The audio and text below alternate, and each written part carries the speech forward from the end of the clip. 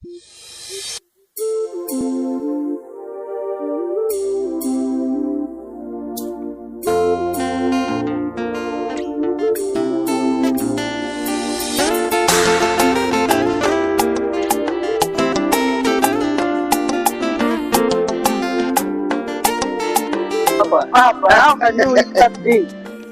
kitu ambayo inanuka sufuria yote ni ya kurushwa nje. Sasa what for? Kuna vyakula vya ajabu ajabu hata by the way. Bwana Yesu asifiwe. Shalom, shalom, shalom. Kwa majina yangu naitwa Dani wa Yesu, ndivyo wanavyoniita hapa na huko mtaani. Nimekuwa na hamu ya kutengeneza show, na kwa sababu kuna watu pale nje ambao wanataka kujua mambo mengi kuhusiana na maisha ya wokovu, kuhusiana na Ukristo. Sasa imenibidi nitengeneze hii show ambapo tutakuwa na watu mbalimbali ambao tutakuwa tunawahoji, tunataka kujua mambo yao, maisha yao yamekuaje kabla, baada ya wokovu na vile wanavyoendelea katika wokovu. Kwa hivyo siku ya leo tunapoenda kulaunch hii show ambayo inaitwa Nijue Show, tutakuwa na mambo mengi ya kuzungumza, tutakuwa na maswali na tutakuwa na fun moments, tutakuwa nayo, na kuna mambo mengi tutazungumza katika hii show tunapoenda kuilaunch na kuendelea kuanzia episode 1 mpaka hizo episode zingine. Kwa hivyo wewe ndugu mtazamaji, mahali popote ulipo, usibanduke wala usiondoke katika mahali ulipo, ili unapoenda kutazama hii show imani yako ikainuke, ukabarikiwe na mtu mwingine akainuliwe. So siku ya leo tunapo launch hii show tuko na kijana mmoja hapa, kijana matata, kijana ambaye ameokoka, anampenda Yesu, kijana ambaye maisha yake yeye na Mungu ndio wanajua. Kwa hivyo subiri katika mkao wa kula tunapoenda kuanza. Ni kijana anaitwa Willy Malonza. Kwa hivyo subiri tu hapo, maswali ambayo uko nayo yatajibiwa. Shalom, shalom. Hii ni Nijue Show. Na kama nilivyowaambia ya kwamba niko na kijana, niko na ndugu na niko na mtu ambaye atakuwa ndiye wa kwanza by the way kufungua hii show. Ni kijana ambaye nimemjua kwa muda mfupi na mrefu. Kwa hivyo ndiye huyu kijana wetu Willy Malonza. Ndugu, Bwana Yesu asifiwe. Amina. Nimefurahi sana kukuona. Asante sana. Karibu sana katika Nijue Show. Asante. Hii ni Nijue Show.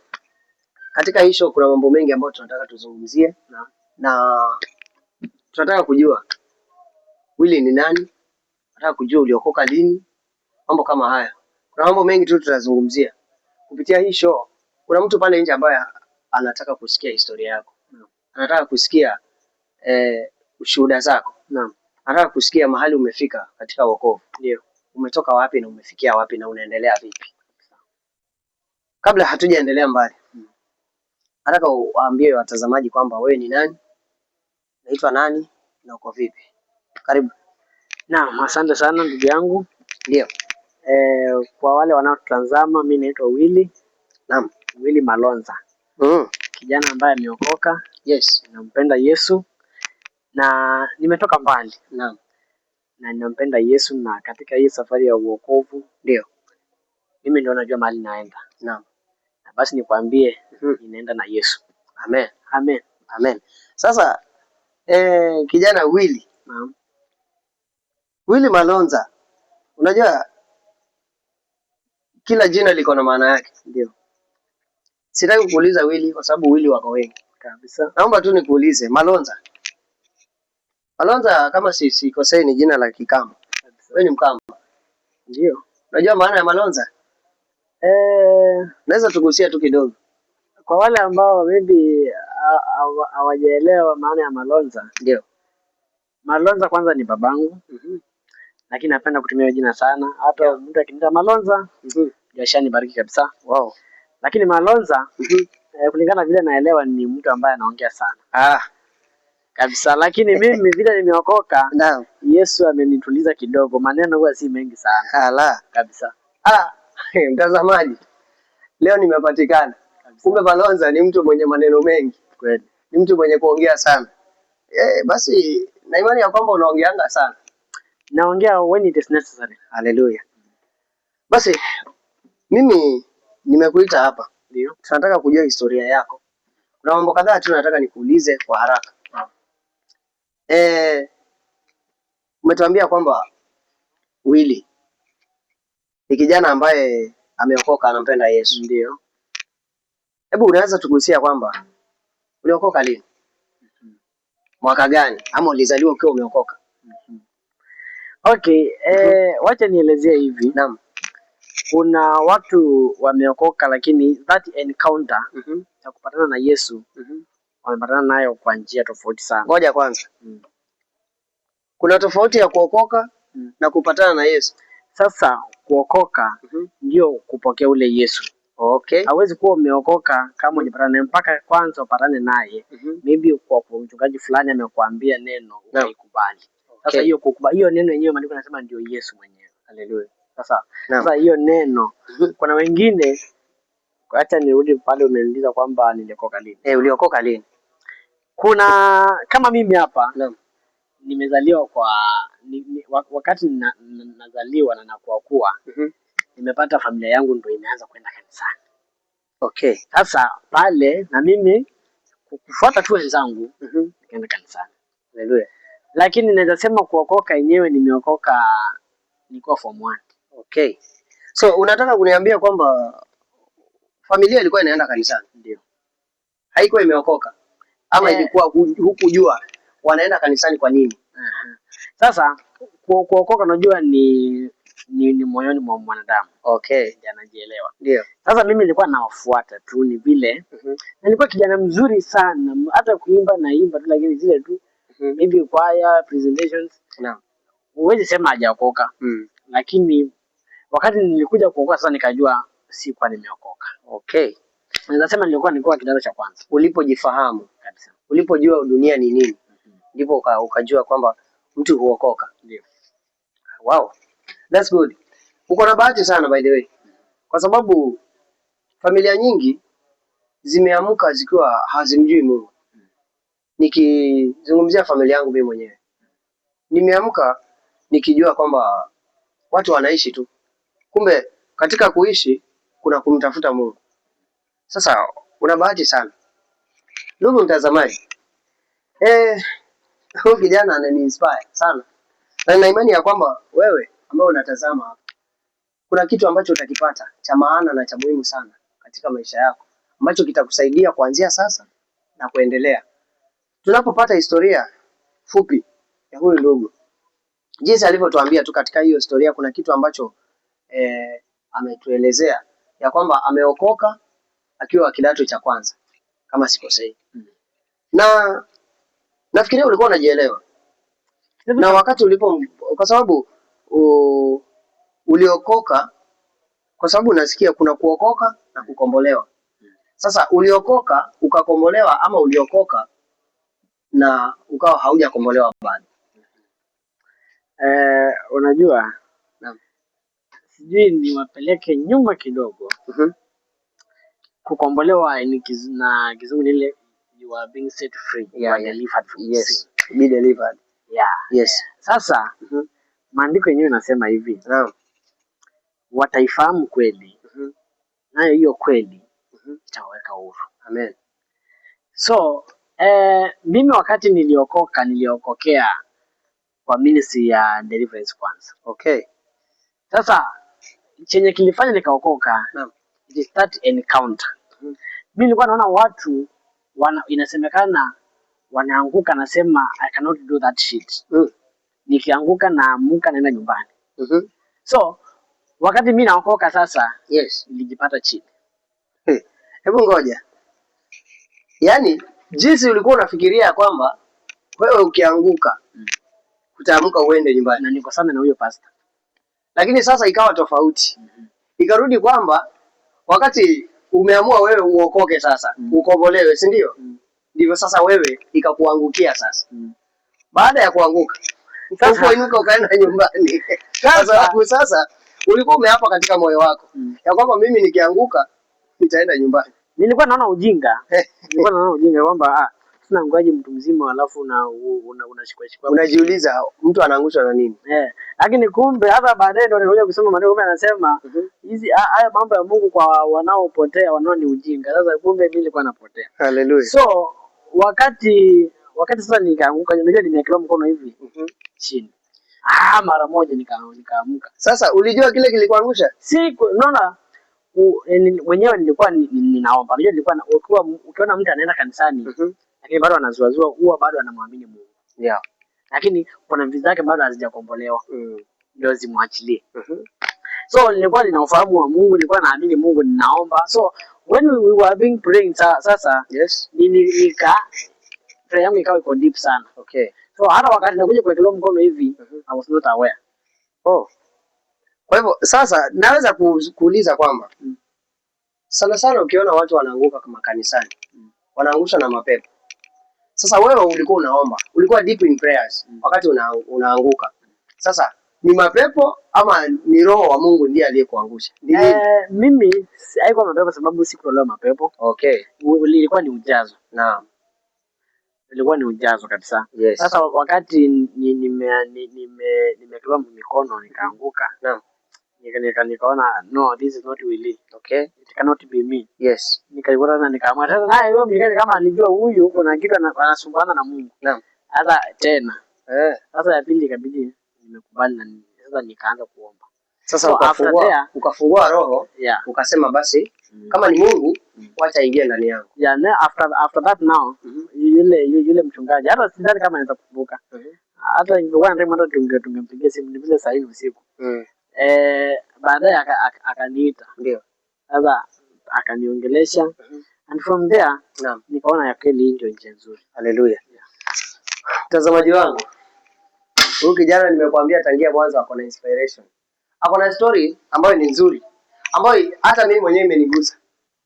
Kwa hivyo nataka tu tuchukue dakika 2 tunapoenda kupata tama la maji. Tunarudi sasa hivi, usiondoke. Hii ni Nijue Show. Hi, we are back. Ndugu mtazamaji wangu wa Nijue Show, tumerudi tena. Tuko na kijana wetu, kijana Willy Malonza. Hilo jina lake, amesema ni mtu wa kuongea lakini naona ananipeleka ni mtu wa kuongea kweli. Ameendana sana na jina lake. Kwa hivyo kuna maswali tu kidogo bado tunaendelea naye. Usiondoke, usikae mbali, kaa mkao wa kula ili tunapoendelea uweze kupata kitu ambacho kitakujenga. Sasa ndugu yangu, kijana wetu Willy. Yes. Nataka tu niambie ya kwamba baada ya kuokoka, wakati ulipoombewa, ukaokoka, ukaamua ya kwamba Yesu ndiye sasa atachukua usukani katika maisha yako. Maisha yalikuwaje? Yalianzaje? Yaani baada tu ya kuombewa, maisha yako yalienda vipi? Tuanzie hapo sasa, nimesema form 1. Ndio.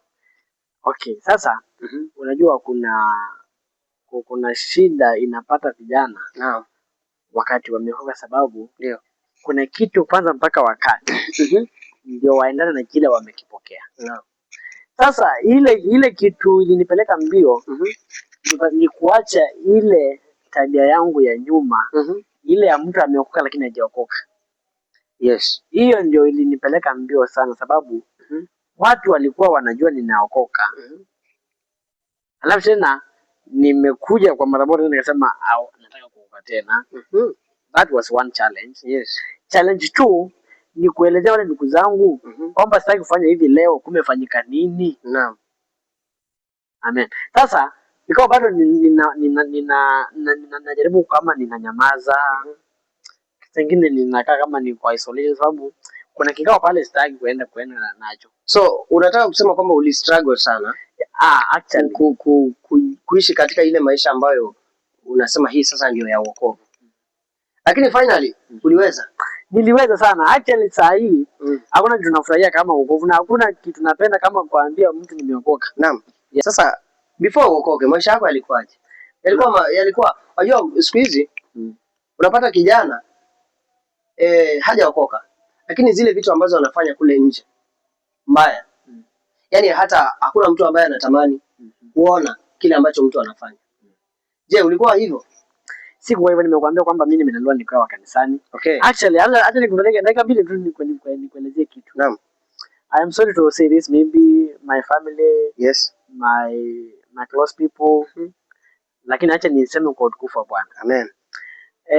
Mimi kule nyumbani kwetu tulianza kanisa ilianza sasa, kanisa ambayo ndio yangu ya nyumbani sasa. Naam. Sasa tukatoka, kuna kazi zangu walikuwa wako Catholic, wengine wako kanisa zingine, now they joined kanisa ambayo ni ya kiroho. Yeah. Sasa after some while yule mshikaji tulikuwa naye acha niseme akaanguka. Akaacha wokovu. Akaacha wokovu. Naam. Although hakusema kama amewacha wokovu. Lakini watu walijua. Lakini tulijua amewacha wokovu. Okay. Yes. Sasa najua kanisa ni kuisha, sasa ninataka kuisha. Lakini I thank God haikuisha. Lakini iliisha kimpango. Watu wakaenda, ukabaki watu kidogo. Watu walianza kuondoka mmoja mmoja. Sasa utakaje bila mchungaji? Kwa sababu hata ng'ombe au mifugo ukienda nayo kuichunga, alafu iache huko, sitapotea. Kila mmoja itaenda side yake. So sasa naam, ikawa sasa sister yangu mkubwa naam, ndio ni kama ndio pastor. Lakini sasa ni ile tu kuongoza, si kanisa sasa mkishaenda mpaka mtu mmoja aongoze. Sasa akaanza kuongoza. Sasa hata mimi ukiniongelesha saa hii niulize kitu cha Biblia hivi na hivi, utachukuliaje Biblia? Utapata most of time I have some hints on how to help myself. Wow. Because nilikuwa hata class 6 nilikuwa naweza simama mbele ya hiyo kanisa yetu ndogo nikahubiri. Now sisi tumezaliwa watu watatu. My big sister angehubiri the main service. Mimi na ndugu yangu mmoja angehubiri first service, alafu mwingine akuwa moderator. Kwa hivyo sasa kanisa ni kama mliachiwa nyinyi, kama imeachwa ya familia. So but after some time sasa hata nafikiria ndio mtazamaji aamini ya mambo. Naam. Next time mtaniza, alafu I will call my brother or my sister. Yes. Ama reverend wetu wa kule nyumbani. Yeah. Ndio anaweza kueleza vitu. Sasa swali lako ninasema kwamba maisha yangu ya nyuma hata kabla ya wokovu wenyewe mimi ninauamini yalikuwa maisha mazuri. Okay. Wow. Mimi siko hivyo ndugu yangu. Nimeamka nikiwa sijui Mungu. Lakini naye Mungu ni nani? Alinikomboa by force. Kwa sababu yale mambo nilipitia mimi, wewe ungepitia usingekuwa sahihi. Lakini kwa neema ya Mungu bado niko salama. Amina. Na sasa nataka kujua, baada ya wewe umesema umeokoka, umempokea Mungu. Yaani umempokea Yesu ndiye kiongozi sasa wa maisha yako kabisa. Ni faida gani ambayo umepata? Niko na ushuhuda. Kwamba nimemwona Mungu. Ndio. Kitu ya kwanza ninaweza furahia na naweza encourage mwenye hajaokoka. Aokoke ni kwamba unapata ile uhakika kwamba kile tunafanya kitafanikiwa. Yes. Sababu kuna Yesu. Naam. Kitu kingine naweza sema ni faida kwa wale walio wokovu. Naam. Ni kwamba tumepewa guide. Yes. Mtu ambaye ameokoka akitaka kupotea itakuwa ni kwa hiari yake, sababu yani hajasoma maandiko. Yes.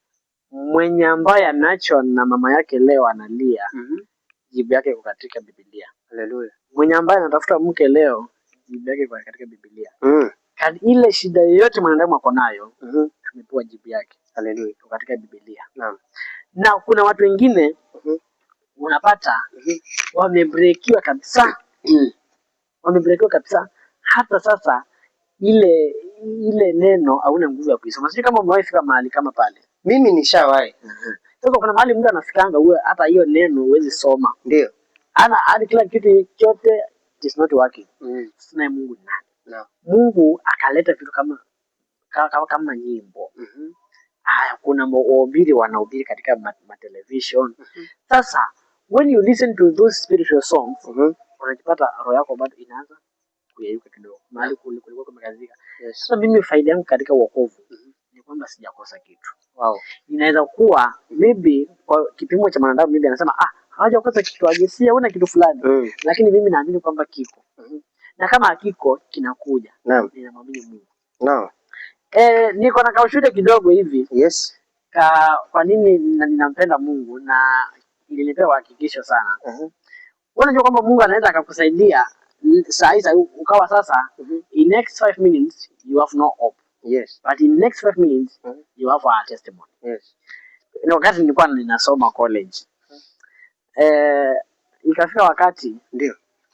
Unajua kule college ilikuwa sasa chuo amesema wewe kama fee yako mimi hajafika mahali fulani ufanye exam. Unajua exam sasa you can wait for another 1 year. Na umesoma. So sasa mimi ikawa fee yangu iko na shida. Na sisi nikaambia mzazi. Naam. Sababu yeye nilikuwa nimemwambia kwamba iko sawa. Lakini kumbe kuna invoice moja iko imewekwa. Ikaweka balance ikakuwa kubwa.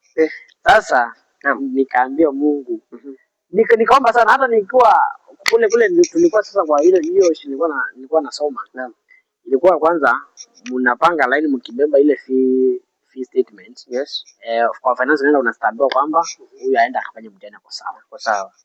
Sasa wakati niko katika hiyo kiu sasa hiyo mstari ya kwenda kustambiwa. Ndio. Najua Mungu itakuaje hapa na najua sifai kustambiwa.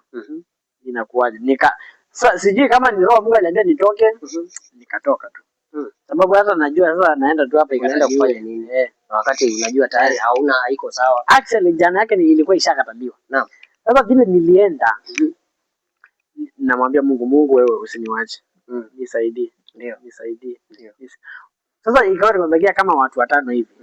Ikawa sasa yule ofisa wako pale kwa accounts na kama amechoka. Akasema hebu leteni hizo statement zenu hapa zote kwanza ninataka kutoka. You guess what? Alichukua akafika pale kwa ile yangu. Wow. Then he stamped all of them. Wow, bila kuangalia. Akanipatia. Yaani sikutaka kuangalia nyuma, naweza hebu nione sijaangalia vizuri. Naweza fikiri anaweza kumwambia wewe hapo nikazipeleka. Sasa yaani hiyo shuhuda inataka kwamba mtu hawezi ona inakaa ya kusemwa. Lakini hakuna kitu moja kufurahisha kama hiyo. Sasa hiyo ni faida. Hiyo ni faida ya wokovu. Kwa sababu mimi niko na imani. Kama usingekuwa umeokoka, ungefanya mtihani. Naambia singefanya. Na kuna shida nyingi tu lakini faida yangu ni kwamba kwa Mungu sijakosa kitu. Ndio. Mtazamaji kama kuna kitu kinamsumbua ni kwa Mungu tu peke yake. Haleluya. Yesu peke yake ndo ako na kila kitu. Mtazamaji nakwambia. Amen. Sasa tumejua kwa Yesu kuna faida. Ukiokoka hata mambo mengine yenyewe yanajileta kabisa. Unaweza taka kitu ukakosa mtu wa kumwambia. Lakini ukimwambia Yesu akakupatia. Ndio hivyo. Hizo ni faida mtazamaji za kuwa wewe mwokovu. Za kuachana na mambo yale ya ulimwengu na kuja kwa Yesu. Kumpatia maisha yako. Kunazo faida nyingi. Hizo ni baadhi tu ya faida za wokovu. Sasa kuna wimbo mwimbaji mmoja ameimba. Alikuwa anaimba. Na huo wimbo nimekuwa nikiusikiza sana. Anasema nilidhani nikiokoka mambo yote yatakuwa sawa. Nilidhani nikiokoka nitatajirika immediately. Kumbe bado kuna kupambana ili niweze nikapate. Anasema kwamba nilidhani nikishaokoka tu hata mtu akinikwaza sitakasirika. Lakini wakati alipookoka alipata mambo ni tofauti. Unaweza weka aje hii? Okay. Ninaweza weka kwa njia nyingi. Naam. Acha nikuweke tu haraka kwanza. Wakati tukielezewa wokovu ni nini? Ni kukufa pamoja na Kristo, ndio unafufuka pamoja naye. So there is a process. Yes. Amen. Na wakati umeokoka vitu hazitakatika haraka. Mpaka upone. Yes. Zingine huwa unaona kukasirika ingine ni roho. Hiyo roho imetoka lakini sasa mpaka sasa upone. Kwa hivyo unataka kuniambia kwamba kukasirika sio shetani peke yake analeta? Kukasirika kuna hauwezi sema mtu akikukosea. Kuna ile kibinadamu labda unaweza kuniambia hivyo. Kwa sababu sisi ni binadamu. Ndio. Tuko na roho, tunatumia damu na nyama. So unaweza kuniambia kwamba ile kukasirika ni kawaida kwa mtu yeyote? Maandiko pia yanasema kuna kukasirika. Lakini ili isifanye nini? Isitue. Kama tumekwazana hapa. Isiende mpaka hata unaenda kupost kwa mtandao. Imefika wapi? Sasa hiyo itakuwa iko na ushetani ndani. Kabisa, kama ni kukwazana sababu sisi ni wanadamu. Tukae turudiane, sema ndugu yangu, lakini haya si maisha. Tafadhali acha yao mambo yaishi. Kuna kukosana kwingine ndugu yangu. Unakosana na mtu, mnatoka hapa. Kesho mkipatana pale unamuona kama ng'ombe. Unamuona yani hamuoni kitu. Unaweza kumuita majina ambayo hayafai. Okay, that one ni mbaya. It is not biblical. Hakuna sheria imezidi upendo. Sawa? Yes. Penda adui yako na umtendee mambo mazuri. Sababu sasa kama Yesu mwenyewe wewe umetenda dhambi na yeye ndio ambaye amekufa ili dhambi iondolewe na wewe unaifanya, lakini bado yeye anakutaka hivyo hivyo. Sasa wewe ni nani mtu ambaye amekukosea usimsamehe? Ukifikiria vile Yesu sasa amefanya kwa maisha yako, nao utajaribu kufanya hayo kwa ndugu zako na utaona kukasirika kukienda mbali. Mtazamaji, ndugu akikukosea, usikubali tu jua litue kabla hujaenda kupatana na yeye. Kweli. Ndivyo Biblia inavyosema. Na ukijua ya kwamba umekosewa, enda tubu kwa Mungu kwanza. Alafu tafuta yule ambaye umekosana na yeye. Uombe msamaha, mpatane. Alafu kila kitu kitakuwa sawa. Kweli. Ndugu yangu, umetuambia mambo mengi. Mengi ya kutia moyo sana. Kuna kitu umesema ya kwamba wakati ulipokuwa mdogo, kabla hujaokoka, sababu uliokoka ukiwa form 1. Kabla ufike hapo, umeniambia kwamba ulikuwa unaimba kwaya kama hizo. Ulikuwa unafanya presentation. Sasa nataka uniambie, kufikia saa hii, ulipojijua, ulipojifahamu, ni huduma gani ambayo imekuwa katika maisha yako tangia ulipookoka? Uko na huduma gani ambayo unaweza kujipinia wewe mwenyewe sasa? Kufikia saa hii niko na huduma fulani ambayo hii nairecognize vizuri. Naweza sema kwamba huduma bado inaendelea kujengeka. Yenye napenda. Ni gani? Lakini yenye niko nayo saa hii I minister through singing. So wewe ni mwimbaji? Unaimba kwa praise and worship ama unaimba hadi kwa nje, umetoa nyimbo kitu kama hiyo? Mimi ninapendaga sana kutoa nyimbo. Although nimewahi jaribu na ndugu yangu anaitwa Dani wa Yesu. Kumbe ni mimi. Wewe. Lakini sasa vile tuliweka kuna vile sionangi kwa yangu. Mimi napendaga when I am ministering. Umekuwa featured. Not featured, namaanisha hivi. Ile ya kwenda studio ukaimbia huko. Huwa haijabeba spirit yangu sana. Napendaga ile niko kwa madhabahu ama niko mahali popote. I do it live. Sababu in that place I will worship. I will worship. So umesema kwamba kuna ile unapenda na kuna ile uko nayo ambayo unaifanya. Umetuambia kwamba ile ambayo unaifanya saa hii ni kuimba. Ni gani unapenda? Don't take me on the other way ama vibaya. Kuna ministry mbili napenda. Moja ni kuomba. Yaani nikiomba hapa na nitoke pale nje. Utanipata nikismile. Sababu nifanye kitu napenda sana. Ingine sijasema nataka kuwa pastor. Lakini ninapenda kuongea neno la Mungu. Kwa hivyo sasa hapa tuko na muombezi. Kabisa. Ni vile tu sina muda, ningekupatia nafasi utuombee. Lakini kwa sababu hatuna muda huo wa kuomba, nitakuita siku nyingine. Utakuja utatuombea sana. Kuna watu pale nje wanataka kuombewa by the way. Na labda kuna mtu ni mgonjwa, anahitaji maombi. Sasa akisikia maombi yako anasema huyo ndugu niko na imani na yeye, akiomba nitapona, akiomba mambo yangu yatakuwa sawa. Kwa hivyo kuna huo wakati utafika, nitakutafuta ili ukuje uombe mtu ambaye yuko pale nje. Mtazamaji wangu usiondoke, hii ni Nijue Show, tunaenda short break, tunarudi tena.